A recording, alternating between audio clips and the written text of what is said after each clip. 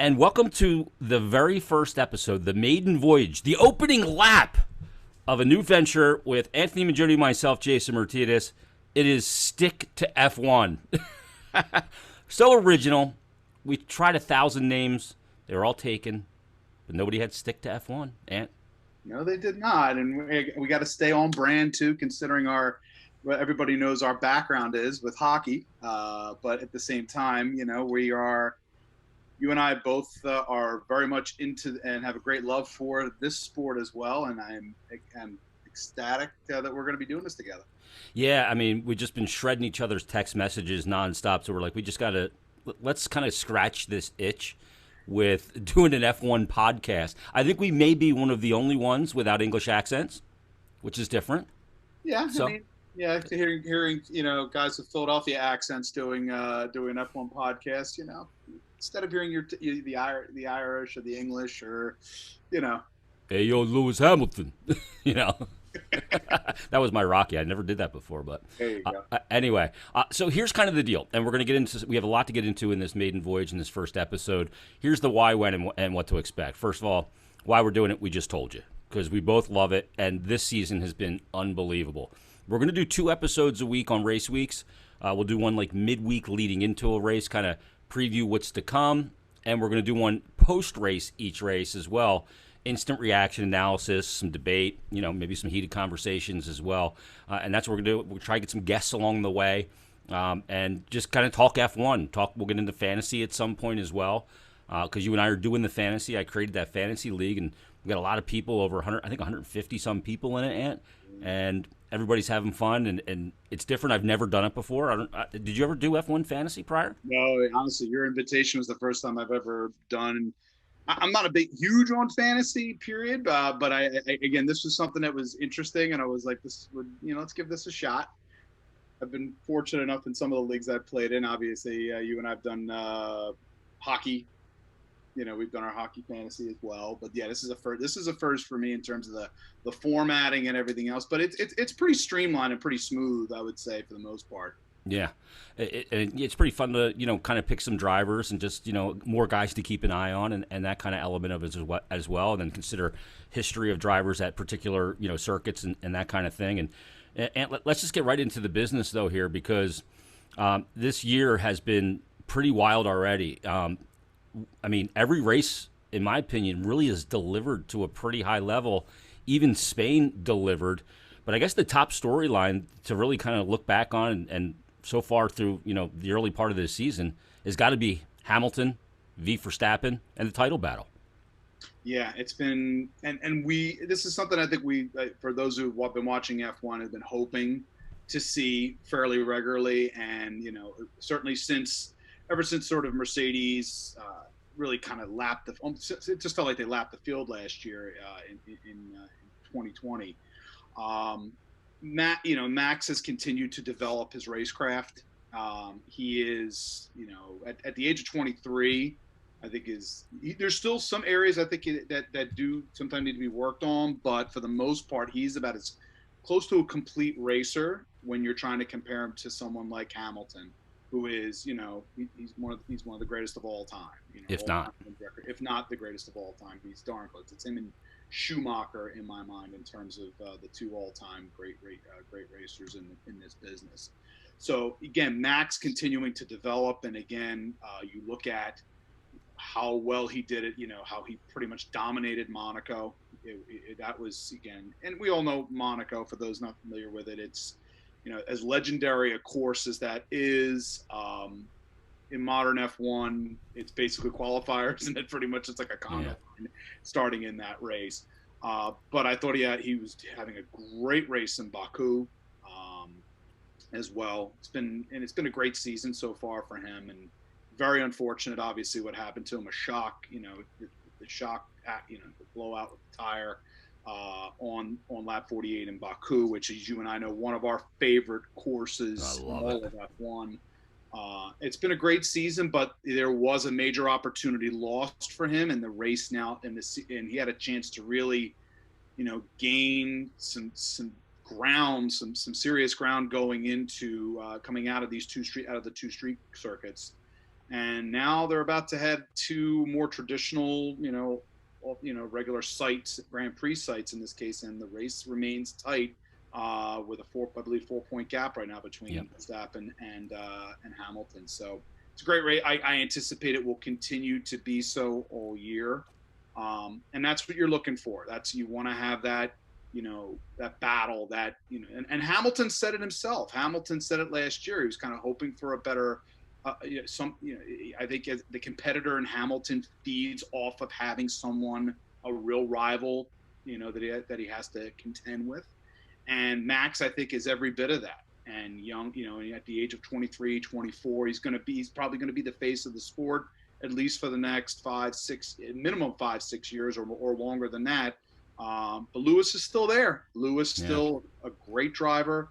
His racecraft is unquestioned, with the exception of the mistake that he made on restart in Baku, which was just a stunner for him. What do you think happened there? I know it's the magic button, and basically what that does is puts all the braking power into the front of your car to heat up the front tires, heat up the brakes on that lap, on the warm up lap, and he said that he hit it.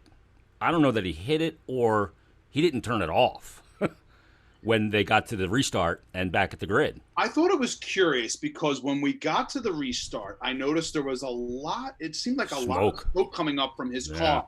And I'm like, this seems odd. This, way more than everybody else's. I'm like, I'm wondering if something is going to happen here. If he doesn't get off, and then he got off, and again, he had the angle. He would have likely taken the lead and probably would have won the race. And that was, he had the jump on Perez, and I'll take him at his word. There's something, but I'm sure there's more. There's more to it than just hitting a wrong button. Yeah, to me, there's no way that button's in a place where you can hit it in the middle of a race when you're driving 200 plus miles an hour. You know what I mean? Like that mistake that can't be present in an area on that wheel where that can happen to me when you're driving at the speeds they do. Unless, again, he may have hit the button prior to the start. I don't know. I'd have to kind of take a look at that again. Maybe it was something, because again, he already was having that cloud around the car as we were waiting for the restart on 49. So yeah. I mean, the Mercedes have had a hard time heating up their front tires when they lost, their special.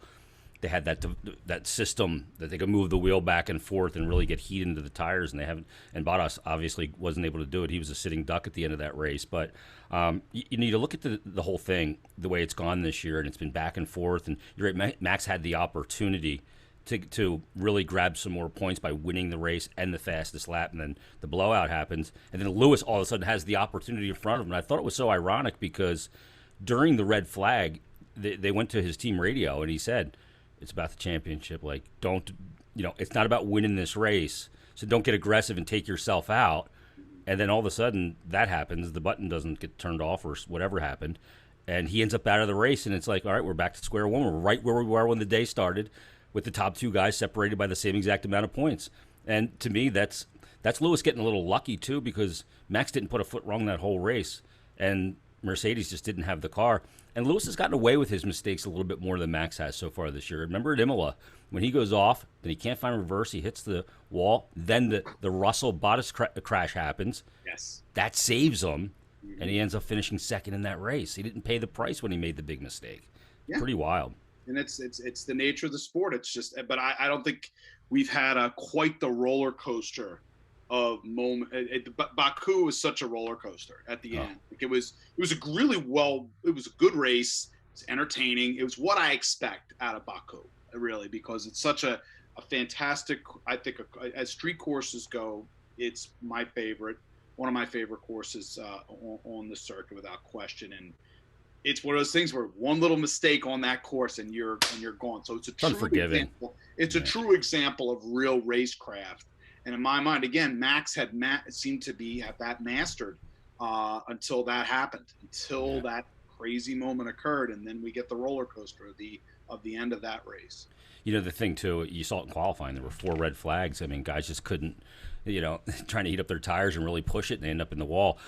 Probably the other storyline we need to mention, because I think it's so interesting, is drivers on new teams trying to adapt to a new car. And we saw, as you just mentioned, Checo won the race. He ends up winning that race, and high marks to him. He was incredible the whole day, and he was holding off Hamilton when he was in second and Max was leading. And then he gets the win, and it was awesome to see because I love him. He's such a likable guy. But he seems to be adapting now, and it was funny because I think he said 5 or 6 races is about when, before the season started, when he would get the hang of the car. You see Vettel ends up on the podium. Sainz is a guy that didn't have a great race at Baku, but has been good so far and is really getting something out of that Ferrari. Alonso back in the sport. He looks like he had a good performance at Baku as well.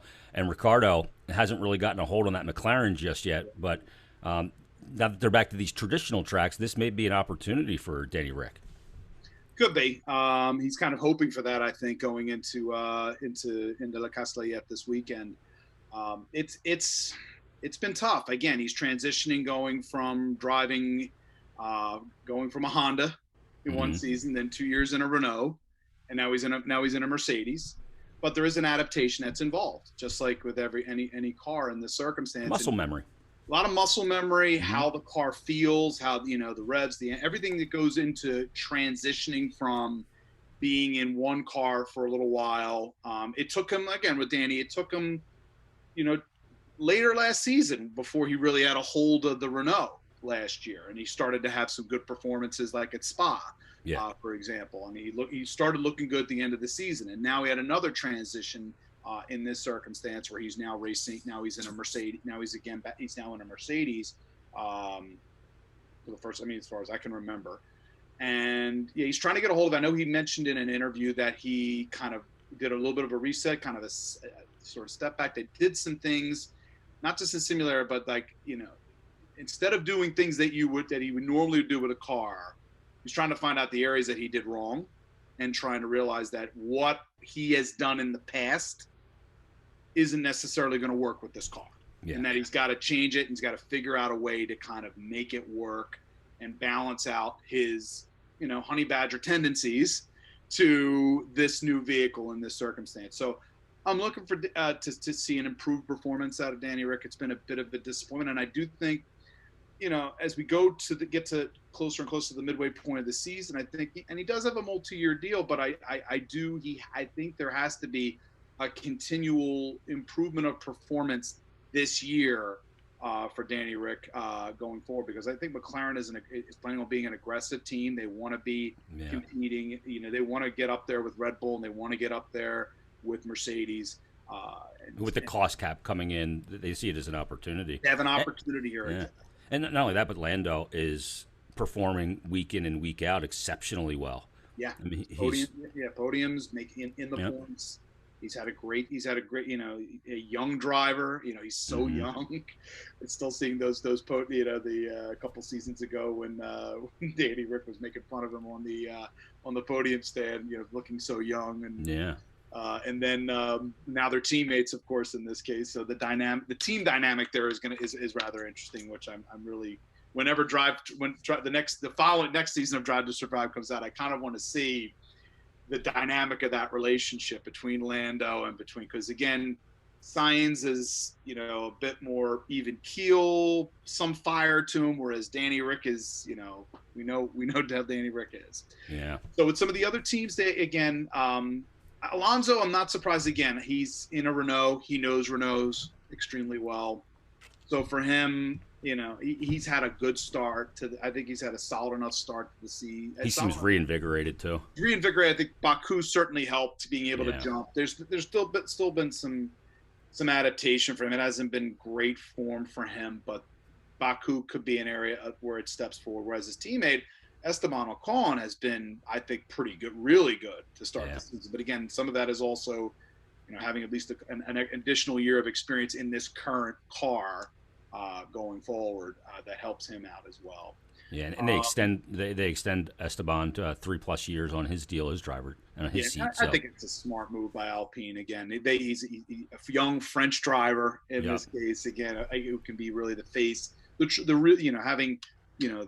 It's an interesting, the dynamic of the Spaniard, the veteran Spaniard, and the young Frenchman in this case, in a class in that team, and we'll see how Alpine does, certainly after being under Cyril for so long, uh, Hmm. and kind of taking a slightly different direction now to see if they can really make some hay in the midfield fight. Yeah, the one guy that I'm really happy for, because I think the sport's better when he is up front, and that's Sebastian Vettel. He's driven a couple really good races, and he's really getting kind of a beat on that car, on that Aston Martin, and that's a team that, I mean, they have a good car. They had a good car last year when Perez was in it, and he's really seems to be dialed into that now, and he seems happier this year than he's been in a long time. It got really ugly at the end with Ferrari, like too ugly for public consumption, I thought. It really did. It really Yeah. did. And Vettel, great personality, great ambassador of the sport. He's just a magnetic personality. Got little bit of goofball to him, but also, Inspector Seb, as they always like to jokingly Mm-hmm. call him as well. He's extreme. He's very extremely meticulous. I know that Otmar mentioned the fact that he has changed the way they've done their debriefs. He's very meticulous with with what he does with his debriefs, and has changed kind of the way they've operated things over at Aston Martin, formerly Racing Point. So, yeah, he's adapted well, going from being in a Ferrari for a while. He seems to be making the Mercedes work for him. And again, he was climbing in that race in Baku. He has traditionally done well in Baku. He usually ends up in the points, and in this case, he ended up on the podium. And I'm going to begin going to France, and how much can he continue to build on his gains this year? You're right. He is definitely a happier person, but again, it's also going from a place where you're wanted. You're not a lame Yeah. duck like he was last year. It became known fairly quickly that they were going to be moving on for him, and the cars were being crafted more for Leclerc Yeah. than they were for him. And I'm sure for someone who's won 4 world championships, that could put you in that could make you get into your feelings a bit and make things difficult. This No year, doubt. he seems Yeah. more like the old Seb. He seems more like the jovial Seb, the happier Seb, and that's better for the sport. As he's getting into the latter part of his career, moving forward, I think it's a good match for him. Of the young guys, the new guys on the grid this season with Yuki Tsunoda, Mazepin, and Schumacher. I mean, obviously, the one that's impressed the most is Tsunoda, but he's the PR people there may want to have a talk with him as well. I know they have been trying to kind of calm him down on the team radio because he'll fire off. You like the fire, Yes. you like a guy that's a competitor like that, and he's had a couple of really good finishes. But that's one thing that he may want to get under control. Yeah, and again, some of that is just as a young driver with a lot of fire. Now, and again, AlphaTauri the head from AlphaTauri had stated that you'd rather have a guy who's going fast and going at full tilt and reeling him in versus trying to coax higher and better, faster Yeah. performances. They'd rather him, be aggressive and to learn things than to, be slow. And Yuki's got some things to learn. He is a young kid. He is a young driver, young enough to be, Kimi Räikkönen's son in this circumstance if we're going, the massive age gaps in this sport between veterans and young racers. So, but I like the potential of Tsunoda. I like that dynamic. He and Gasly are a fascinating pair to, team to watch. It's a good race team. They've had a good car on a number of occasions. Gasly's driving better than he's ever driven. Really, since the win at Monza, he just seems to me like a guy that's just jumped in confidence like 5 steps on the ladder. Yeah, I mean, it was really what happened to him at Red Bull, where they pulled the plug on him that quickly. I think he certainly struggled with that. Yeah. Again, it was 2 young drivers, and they obviously made the decision to make their focus more on Max, and well, it should be. Yeah. Max's racecraft is advanced for his age compared to most racers his age. So I get that, and Red Bull is also a kind of environment that you're at the top, you're at the upper echelon, you're at the upper end of the sport, and they don't have a lot of patience. If you don't do well, and they pulled the plug quickly on Gasly. They pulled the plug very quickly on Alexander Albon, and Albon I think still has a lot of potential, but was the kind of guy that, again, you had to coax a little more out of him, I think, Yeah. in that car, and that's one of the reasons why they changed their team. So, And that was a difficult car to drive too, but Max would get everything and more out of it. And then if you're trying to keep pace with somebody with his pedigree of talent, just it's glaring the difference, right? it is. It's a very glaring difference. And Max is, I mean, he's a hard driving personality. I mean, he is a racer to the bone. Yeah, that's what I love about him. From FP1 to the last lap of a race, he is as engaged. Again, probably the most, at his age, he is engaged. You could tell just his whole life with his dad, with Joss and everything. Yeah. His whole life has been, this is what I want to do. And he goes full tilt at it. And that may be, and for other people with different personalities, that might be something that makes it tough for them. I love the swag that he brings to the sport. I really do. From everything from the flat brimmed hat, just to every element that he brings, I think is. He's got a bit of Schumi to him. I think more than a little bit of Schumacher to him. Such a competitor. He's got a bit of it. Obviously, his dad's fairly dry delivery, and in some ways, in that dark Red Bull car, he almost is like the F1 version of Dale Earnhardt. Exactly. Yeah. And I'm sure if we got some F1 drivers going, oh crap, he's going to drop NASCAR in.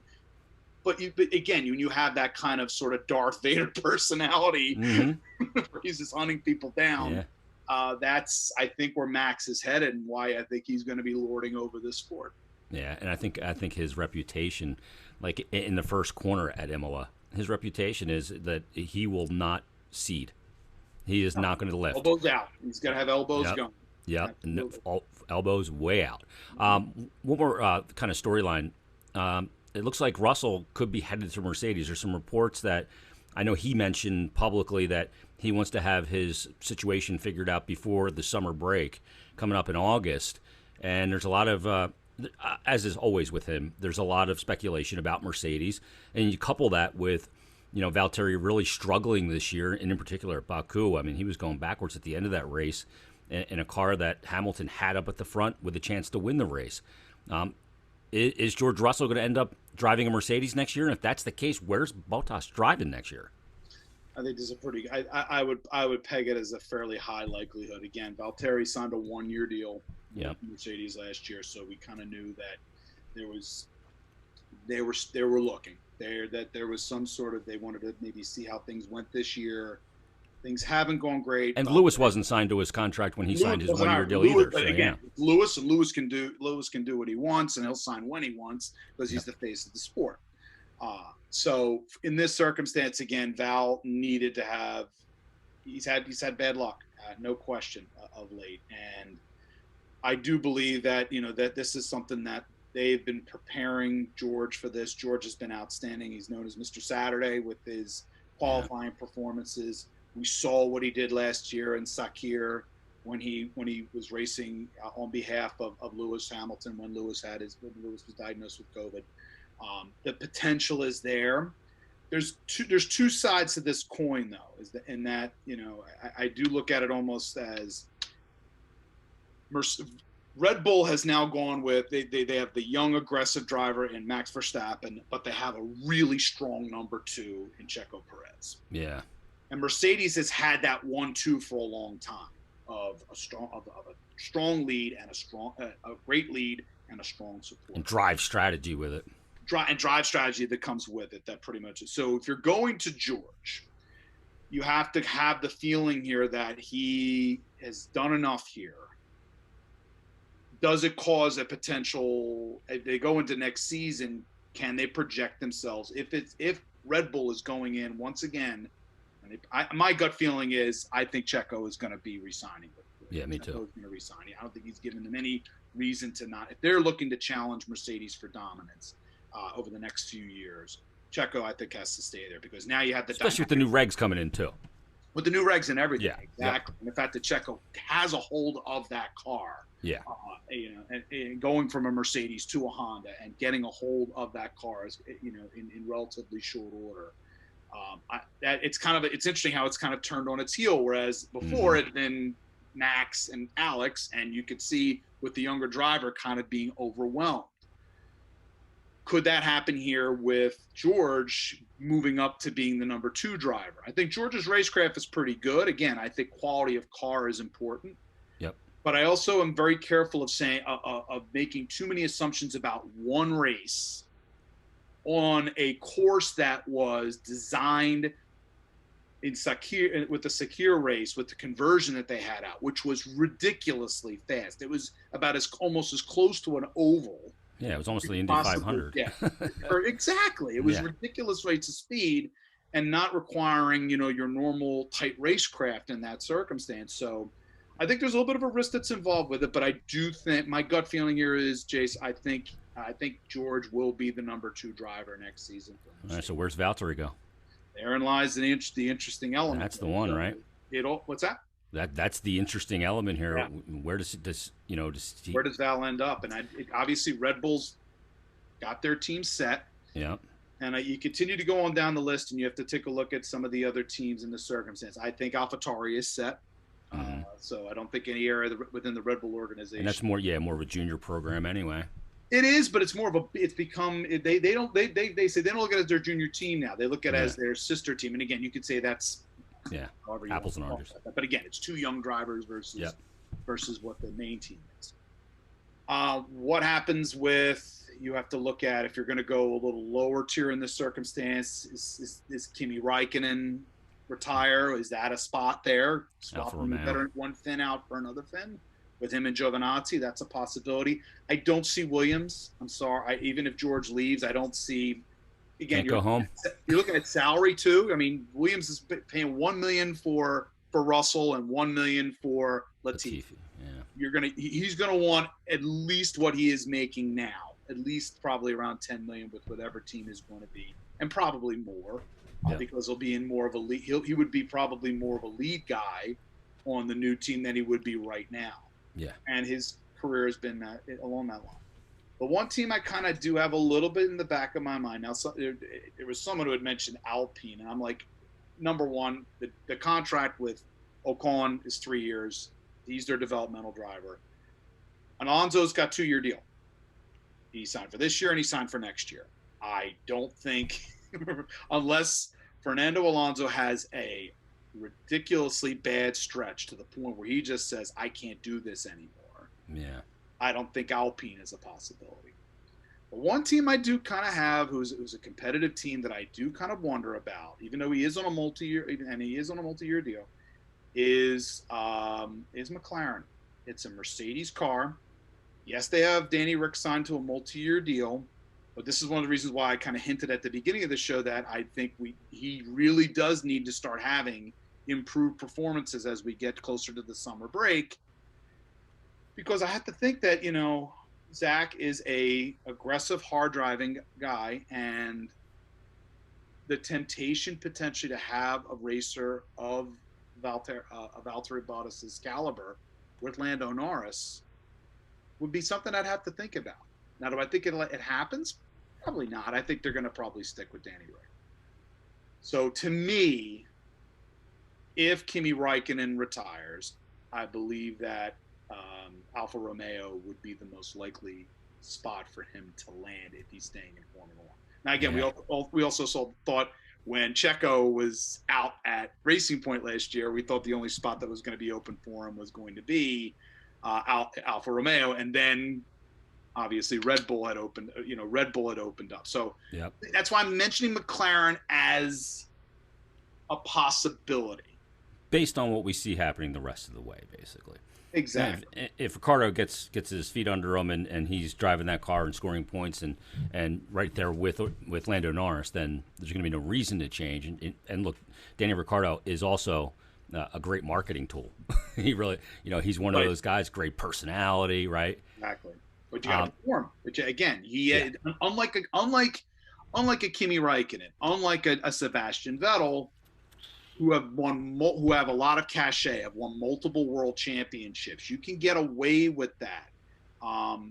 Danny's been he's won his races, but in terms of points, championships, and things of that sort, he has come up short in that circumstance. Yeah, I do think plays a factor here. Yeah, he hasn't won races since he left Red Bull, though. That's the thing.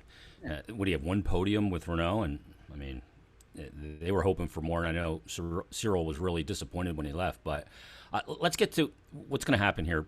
3 straight race weekends. It's going to start this weekend with France, but the 3 weekends in a row, which is going to be great, by the way, because after France, because I love the Red Bull Ring. But France this weekend, and then 2 at the Red Bull Ring, and this is a pivotal point in the calendar.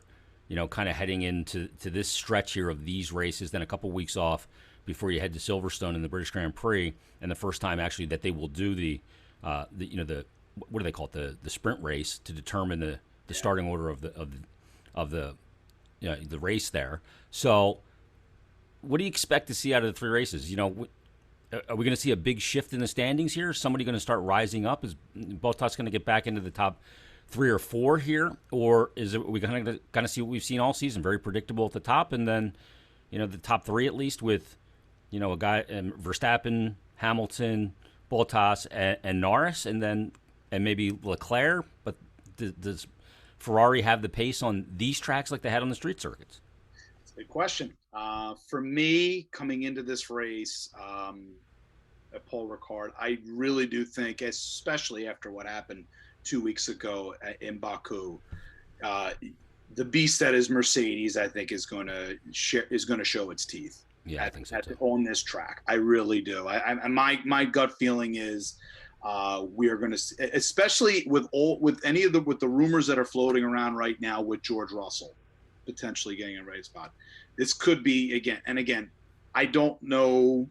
Does it light a fire under Bottas to be, that, okay, if I have an idea or a bead that I'm going to be out, I have to go, I have to improve my pace. I think he has to improve his pace regardless. Period, yeah. His racecraft is such where he's too far down in the standings for where he normally would be at this point. So I think this weekend is going to be a bit more of I think we're more likely to see it more of what we saw last season, which has been, I think, a good chance that we might see a shift here towards Mercedes on this track.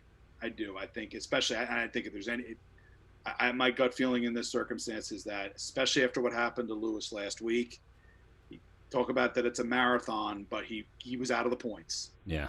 He lost an opportunity here, and I think if there's going to be this continual fight all season long, this track works in Lewis's favor, I think. Yeah, I would agree with that. I'm fascinated to see what this race is going to be like, because every race has been so fascinating so far, and in different ways. And France, generally speaking, is not one of those races. I mean, you had to head to Austria for 2, and I love the race at Austria. It's simple, but there's technical elements. There's the elevation changes and corners is a huge consideration. If there's a tailwind going into turn 3, what that can do. And that middle sector is so technical, and the other sectors are so fast. So I think it's going to be fascinating for this stretch of races and how it plays out. And Max has won twice at Austria, and Lewis has won twice at Austria too. So I expect to see the same guys right up front. You got an underdog for the podium this week, by any chance? I mean, last week at Baku, that podium was not predicted. No, I would say not. That was definitely not. I mean, I had my hopes for Sergio to get a podium because he has performed well. He has performed well at Baku. This track might play a little. It does not play as well to Red Bull's strengths upcoming this week. That being said, do I think Verstappen will still be on the podium? Do I think he will make up for last week? The answer is yes, I do. Yep. But I do think we're more likely to. I think the podium is far. I think this is a. If I had to sort of make a prediction on, are we doing? Yeah, we're going to do that. Yep. Yeah, we're going to do that. So, but I really do think I think Hamilton especially. This is a big week for him. Yeah, but barring a collection in turn 1 off the line. And listen, we've had that. We saw that in 2018, where Seb, obviously Valtteri. I mean, that first turn at Paul Ricard can lead. It can lead to all kinds of chaos. Yeah, we know that. We know that coming into it. And so what we're going to do, Ant, we're going to keep a running tally here on the podcast. and we're gonna call it pick the podium. So we're gonna pick who we think is going to be on the podium, the 3 drivers, and the order in which we think they'll be there. Now, you're going to get 1 point if you got a correct driver, but in the wrong position on the podium. So say you say Bottas is going to come in second, he comes in third, you had him on the podium, you get a point for that. You get 3 points if the driver is also in the position that you picked on the podium. You're going to get 5 points if you correctly predict the race winner, and you're going to get 5 bonus points if you get all 3 drivers on the podium and in the right order. All right, so pick your podium for Paul Ricard. Okay, my podium for Paul Ricard, I believe the race winner will be Lewis Hamilton. I believe Max Verstappen will be second, and in a major comeback after two very subpar races, including obviously obviously not a very good race at Baku, I think Valtteri Bottas will come in third. All right, so your 3, you have 2 Mercs and a Red Bull, and the Red Bull's the meat in the sandwich here. Yes. All right, I agree with 2 of them. Okay. I wanted to put Valtteri on this podium because I think he is going to have a bounce back, but I think he's going to fall short of the podium. But I'm going to say the number 1, Max is going to win the race. Okay. I have Lewis coming in second in the race, and then the guy that I actually have coming in third in this race is going to be Daniel Ricciardo. I'm going to go a little off the wall here. Haven't seen it yet. I think the break may have done him some good. They got a good car, and some strategy could help him here as well. But I think I'm going to go with Ricciardo.